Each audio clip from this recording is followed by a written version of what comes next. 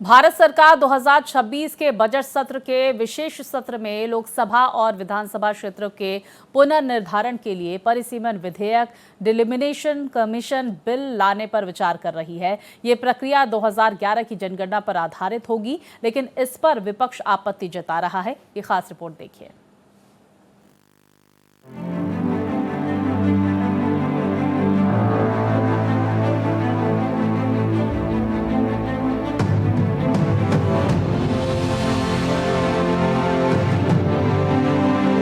देश के राजनीतिक शक्ति के संतुलन में एक बड़ा बदलाव लाने वाले डीलिमिटेशन यानी परिसीमन को लेकर कई विपक्षी पार्टियों की शंकाएं हैं, क्योंकि संसद की तरफ से नया परिसीमन अधिनियम पारित किया जाएगा, जिसके बाद एक परिसीमन आयोग गठित होगा। इसके तहत परिसीमन का मतलब है जनसंख्या में बदलाव के बाद देश में लोकसभा और विधानसभा निर्वाचन क्षेत्रों की सीमाओं का पुनर्निर्धारण करना। इसका मुख्य उद्देश्य हर क्षेत्र में जनसंख्या के अनुपात में समान प्रतिनिधित्व सुनिश्चित करना है। परिसीमन आयोग इस प्रक्रिया को ताजा जनगणना के आधार पर करती है। दरअसल 2029 में लोकसभा चुनाव होने वाले हैं। इससे पहले भारत सरकार महिला आरक्षण लागू करने की तैयारी में जुट गई है, जिसके लिए आने वाले समय में डीलिमिटेशन होगा और अनुमान लगाया जा रहा है कि लोकसभा सीटों की संख्या 543 से बढ़कर 816 तक हो सकती है। इससे निर्वाचन क्षेत्रों का आकार बदल जाएगा, जिससे राजनीतिक प्रतिनिधित्व प्रभावित हो सकता है। लेकिन जनसंख्या के आधार पर मिलने वाले प्रतिनिधित्व को लेकर जब दक्षिण भारतीय राज्यों ने आपत्ति जताई, तो सरकार ने सीटों में समानुपातिक बढ़ोतरी का भरोसा दिया, यानी हर राज्य की लोकसभा सीट लगभग 1.5 गुना बढ़ेगी। लेकिन फिर भी विपक्ष इससे संतुष्ट नहीं है। इसके पीछे कुछ वजह गिनाई जाती हैं, जैसे ज्यादा आबादी वाले राज्यों को अपने आप ज्यादा सीटें मिल जाती हैं। जिन राज्यों ने आबादी बढ़ाने पर कंट्रोल किया, उन्हें काफी कम सीटें मिलती हैं। पावर का बैलेंस हिंदी बेल्ट की तरफ काफी ज्यादा शिफ्ट हो जाता है। इसीलिए साउथ में कई लोगों को लगता है कि ये सिर्फ पॉलिसी नहीं है, बल्कि स्ट्रक्चरल नुकसान है। उत्तरी राज्यों को 200 से ज्यादा एक्स्ट्रा सीटें मिल सकती हैं। दक्षिणी राज्यों के पॉलिटिकल हाशिए पर धकेले जाने का खतरा है।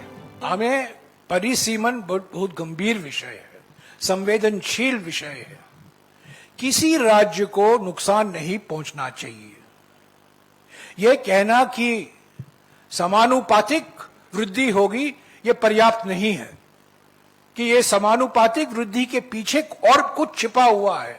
जैसा कि मैंने आपको कहा, कुछ राज्यों को नुकसान नहीं होना चाहिए और लोकसभा में जो रिलेटिव स्ट्रेंथ है वो कमजोर नहीं होना चाहिए। दरअसल दक्षिण भारतीय राज्यों का तर्क है कि उन्होंने दशकों से केंद्र सरकार के जनसंख्या नियंत्रण कार्यक्रमों को प्रभावी ढंग से लागू किया है। अब जनसंख्या कम होने के कारण उनकी संसद की सीटें कम करना या ना बढ़ाना उनकी सफलता के लिए उन्हें सजा देने जैसा होगा। संसद में सीटें कम होने का मतलब है नीति निर्धारण और फंड आवंटन में दक्षिण भारत की भूमिका घट सकती है। इसे संघीय ढांचे के लिए एक चुनौती माना जा रहा है। इसके पीछे का तर्क समझिए। जैसे उत्तर प्रदेश की लोकसभा सीटें वर्तमान में 80 हैं, जबकि परिसीमन के बाद संभावना है 120 सीटें हो जाएं। इसी तरह तेलंगाना में लोकसभा सीट वर्तमान में 17 है, जबकि परिसीमन के बाद 26 सीटें होने की संभावना है। आपत्ति की वजह यह है कि यूपी और तेलंगाना की लोकसभा सीट का वर्तमान अंतर जो 63 है, वो परिसीमन के बाद 94 तक हो सकता है। इसी तरह के आंकड़ों के आधार पर यह तर्क दिया जा रहा है कि दक्षिण राज्यों को परिसीमन से जहां 66 सीटों का फायदा हो सकता है, वहीं उत्तरी राज्यों को लगभग 200 सीटें ज्यादा मिल सकती हैं। 200 बनाम 66 सीटों की बढ़ोतरी को लेकर विरोधी बयान आते रहे हैं। हालांकि डीलिमिटेशन को जरूरी बताने वाले, इसकी पैरोकारी करने वाले राजनीतिक विश्लेषक इसे लेकर क्या कहते हैं, ये सुनिए। कैसे खाई पैदा होगी, उनको बताना चाहिए कि अगर परिसीमन से देश में खाई पैदा हो सकती है तो खाई कैसे पैदा होगी। और जब परिसीमन पर रोक लगाई गई थी तो इमरजेंसी देश में लागू थी, तो इमरजेंसी के दौरान परिसीमन पर रोक लगाने की क्या ज़रूरत थी। और हम कह रहे हैं कि अगर परिसीमन की व्यवस्था इतनी खराब है तो संविधान के आर्टिकल जो है 82 और 172 को आप खत्म कर दीजिए। उसको समय सीमा को क्यों बढ़ा रहे हैं। अगर कोई व्यवस्था गलत है तो संवैधानिक तरीके से उसको आप खत्म करके दिखाइए, या आप उस पर बोल दीजिए कि आर्टिकल 82 या 172 गलत है। तो देखिए विपक्ष क्या है, अपने व्यक्तिगत स्वार्थ के लिए केवल एक राजनीतिक मुद्दों को, एक लंबे समय तक की जो जद्दोजहद चालू थी, जिसके चलते अब हम 50 सालों से पुराने लोकतंत्र में जी रहे हैं, उसी को और लंबा खींचने की एक साजिश है। मुझे लग रहा है कि परिसीमन की व्यवस्था पूर्ण रूप से लागू करनी चाहिए, क्योंकि ये संवैधानिक अधिकार है। इसके बिना लोकतंत्र का कोई अस्तित्व नहीं होता। परिसीमन नहीं तो लोकतंत्र नहीं। आप दक्षिणी राज्यों की चिंता यह है कि परिवार नियोजन को बेहतर ढंग से लागू करने वाले दक्षिणी राज्यों की सीटें कम हो सकती हैं। इसी वजह से विपक्षी दल इसके विरोध में सख्त प्रतिक्रियाएं दे रहे हैं। सूत्रों के अनुसार महिला रिजर्वेशन कानून के प्रोविजन के हिसाब से लोकसभा की सीटों की संख्या 543 से बढ़ाकर लगभग 816 करने की संभावना पर विचार किया जा रहा है, जिसमें 33% सीटें महिलाओं के लिए रिजर्व होंगी। हालांकि सीटों में एक जैसी 50% की बढ़ोतरी ठीक लग सकती है, लेकिन अलग अलग इलाकों में आबादी का अंतर होने से पार्लियामेंट्री रिप्रेजेंटेशन हिंदी बेल्ट में ज्यादा आबादी वाले राज्यों की तरफ भी जा सकता है। अच्छा, एक बात देखिए आप, मोदी जी के समय में चाहे वो बहुत से सुधार हुए हैं, चाहे सामाजिक सुधार हुए हों, चाहे जो है वो प्रशासनिक सुधार हुए हों, आर्थिक सुधार हुए हों, जुडिशियल सुधार हुए हों, तमाम तरह के सुधार हुए हैं।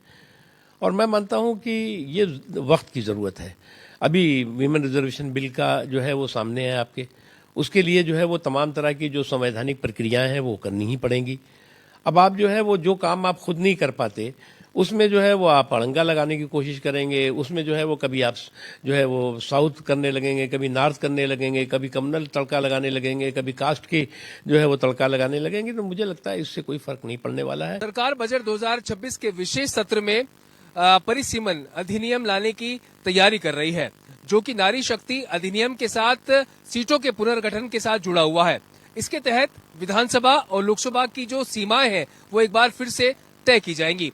विपक्ष साफ तौर पर आरोप लगा रहा है कि दक्षिण भारत के मुकाबले उत्तर भारत को ज्यादा बढ़ोतरी मिलेगी। उदाहरण के तौर पर उत्तर भारत में 200 सीटें बढ़ेंगी तो दक्षिण भारत में केवल 66 सीटें बढ़ेंगी। अब देखना महत्वपूर्ण होगा कि राजनीति को संतुलन करने के लिए जो ये संतुलन परिसीमन किया जा रहा है वो आखिरकार कितना संतुलित रह पाता है। कैमरा पर्सन रमेश राय के साथ प्रशांत त्यागी, भारत एक्सप्रेस, दिल्ली।